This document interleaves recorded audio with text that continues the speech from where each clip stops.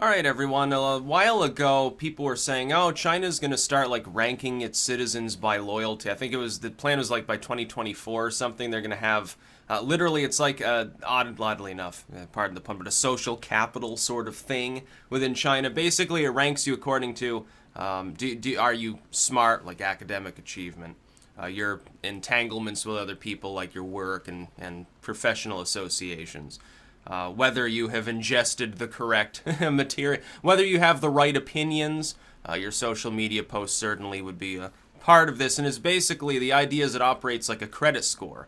And if you're high on, and if you're on the upper rung, it makes it easier and cheaper to do things, easier to get a job, people will want to associate with you.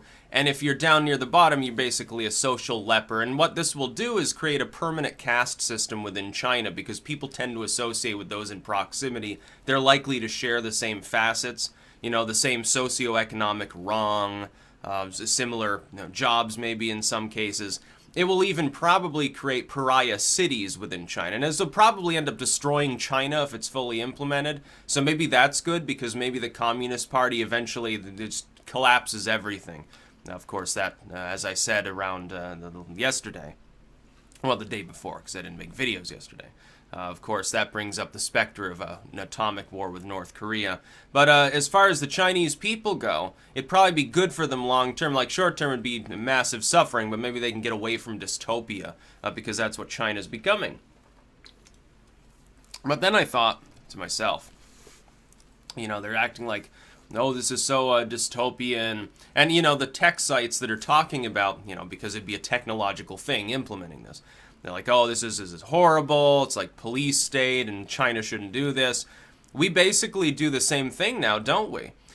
We've even gotten to the point in our culture where if a person like myself, we supply political analysis, talk about society or something.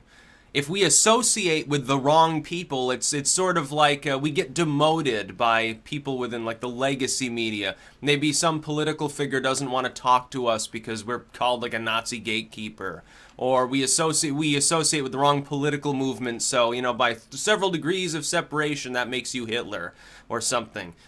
We're already doing this basically. We've even got right now. I think I saw it on what was it? I think it was on Zero Hedge the other day. They were talking about the idea of trying to regulate the social media firms like utilities in order to stop basically censorship and literal propaganda. I mean, like state funded, including by the U.S. government. I can get behind that. Trying to clamp down on that, trying to prevent like the spam and things, and make things generally more free online, sort of protect the U.S. side of the internet from intrusion, so that at the very least, for any other country that can access the internet at large, they'll be able to hear voices for freedom, as opposed to nothing but tripe propaganda and Merkelism. That half-assed sort of quasi-communism that we have over in the reigning parties of Germany or something along those lines.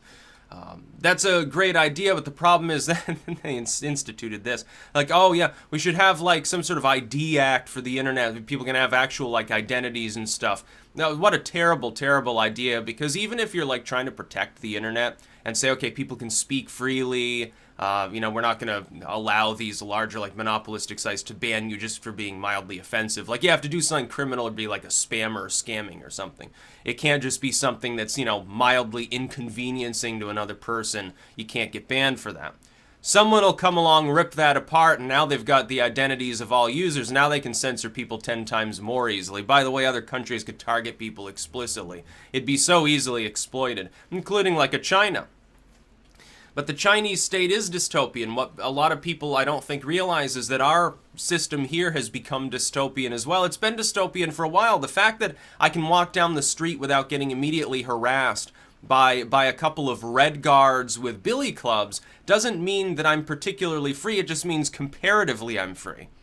But yeah, that's like saying like, oh yeah, I'm in captivity, but my prison is a little bit nicer than yours, so I feel free. I've got a prison yard. You've got just a little concrete block with a barred window, and so I feel pretty good. Or I get 3 shitty meals a day instead of 2. Maybe one of them once in a while is okay. I get an extra, cheap-ass 50-cent fish fillet for my prison lunch. But, you're still in prison. Therein lies the problem.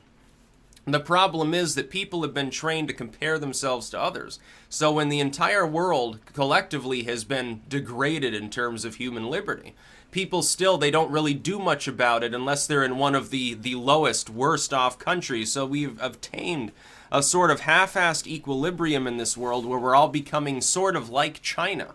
That's a really big problem. You know, back in the good old days, we used to think that anyone who was complacent about that was basically a total traitor. Now we've gotten to the point where we think that anyone who thinks we should be more free is a traitor. I see that as a bigger problem, and to tell the truth, although I feel for the people of China, fundamentally that's not our struggle. Another problem is, of course, world policing. Usually when we get involved in that, we make people less free instead of more. That's the other problem. It's like the Iraqis. Oh, Saddam's abusive. Well, yeah, I think Al-Qaeda is more abusive than Saddam was, but that's just my opinion, so don't take it as being worth its weight in gold, I guess. You know, we shouldn't, you know, be involving ourselves with that. I think we need to look at ourselves, take a good long look. Is this the country we really want? Do we want a country where if someone expresses an opinion that's mildly offensive, a lynch mob shows up to try to censor everything that they do? And we say, yeah, but that's, the First Amendment's only about the government oppressing you. But it's okay if the government indirectly oppresses you by whipping people into a frenzy, or whipping, or you know, advertisers have extra weight on social media firms, and, you know, they're government co-opted too. Look, if some advertiser that's taking government subsidies, getting money from the government, is then proceeding to use its capabilities, its ideological weight because of its finances, which are being directly helped by the US government, and it uses that to try to encourage censorship, is that not an indirect attack upon the First Amendment, technically speaking, by members of the government? I would think that it would count. I would think absolutely it would.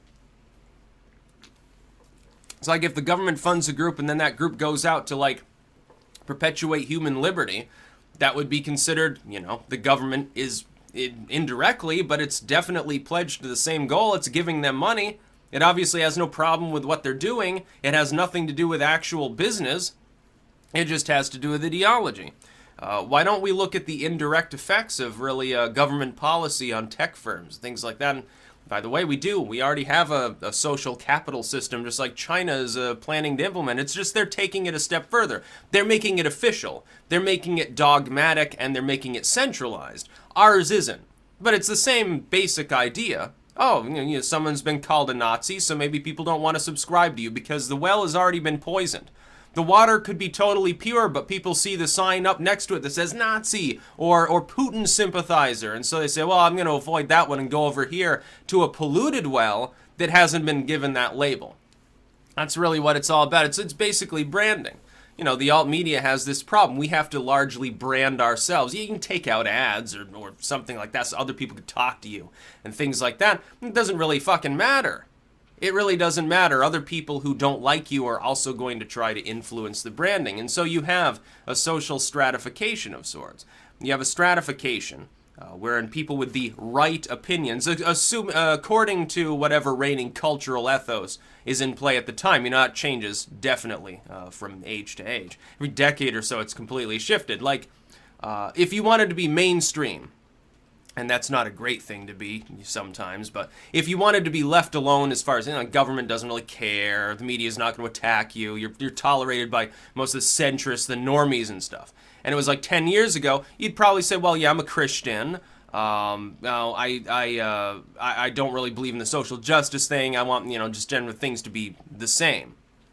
Oh, and by the way, you'd be probably marginally anti-war. You'd say, okay, I support, you know, the troops, which means somehow is the same thing as supporting the war, but, you know, we need to structure it a little bit better. You'd be half-assed. You'd be lazy and ideologically weak. Now, though, take a look at what it would mean to be like, you know, generally centrist, establishment, normal, acceptable and tolerated by most people within society. I think it would be a little bit different now, wouldn't it? You'd basically be a fanatic at this point, compared with what it was 10 years ago. And this will switch again over the next 10 to 15 years. The groups that are in charge now ideologically will be totally different. There will be other movements that will have taken hold, others will have died, and things like that happen. That's another problem. China is going to stagnate its own culture. By creating such a stratified system, which is totally stagnant and can't really be changed over time. See, the problem is any reformer isn't going to have the social capital necessary to have the influence to change the system. You've just permanently stagnated the ideology of your culture. You've made it so that it's absolutely like iron. It's no longer capable of moving or fluxing at all. There will be no change in China at any rung of society unless it is centrally planned by people that are at the literal top of the hierarchy, which are people that are basically exempt from the system itself, which means the Communist Party insiders there. That's not going to work long term. Short term, yeah, maybe it's actually beneficial. Helps you invest more easily because people with the right ideas about central planning are the ones that are given grants to go invest in something. Okay, maybe it works. Long term, though, you can be left behind completely. China might fall completely. And one of the oldest empires, one of the oldest sovereign states in the world, will completely vanish off the face of the earth. You know, Egypt almost had that problem thanks to Obama. Obama would have loved to put such a system into place, except, of course, he'd have to be like a neoliberal to be at the top, and then you'd have, like, the actual leftists would be a bit below that, and then you'd have everyone else, including, like, all the centrists in society. They'd probably be at the bottom. Oh, you're too namby-pamby about things. You don't have enough social justice warrior ideas for our taste. That's about all. Peace out.